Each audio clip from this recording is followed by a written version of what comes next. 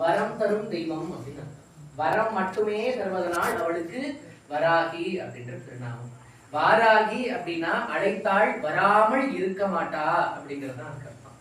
அந்த அம்பாள மந்திரம் சொல்லி அழைப்பது அப்படிங்கிறது ரொம்ப ரொம்ப விசேஷம். எதுக்காக இந்த மந்திரம்? ஏன் சும்மா கூப்பிட்டா அம்மா வரமாட்டாளா அப்படின்னா, மந்திரம் அப்படிங்கிறது மனமானது ஒரு நிலை செய்வதற்கான கருவி. சும்மா ஒரு இடத்துல உட்காந்துருந்தா மனசு ஒரு நிலையா உட்காருமா என்ன? வீட்டிலேயே விட்டுட்டு வந்துட்டோமே, கேஸ் ஆஃப் பண்ணோமா, லைட் ஆஃப் பண்ணோமா, ஒழுங்கா போட்டோமா, வீட்டுக்காரர் வந்துருவாரு, எத்தனை யோசனை மனசுக்குள்ள வருது. நாளைக்கு என்ன செய்யணும், நாளைக்கு கழிச்சு விசேஷம், என்ன புடவை வாங்கணும், ஜாக்கெட் கொடுத்து டெஸ்டானா, அந்த மனசு அழப்பாஞ்சிட்டே தான் இருக்குமே ஒழிஞ்சு ஒரு நிலைக்கு வராது. அப்ப ஒரு நிலைக்கு வர்றதுக்கான கருவி என்ன? ஒரு ஏகமான மனதோடு சொல்லக்கூடிய மந்திரம். நேர நிமிர்ந்து இப்ப நான் சொல்லக்கூடிய மந்திரத்தை இன்னும் கொஞ்சம் முன்னாடி எல்லாரும் வந்துக்கலாம், வெளியே உள்ள வரலாம், இன்னும் கொஞ்சம் முன்னாடி வாங்க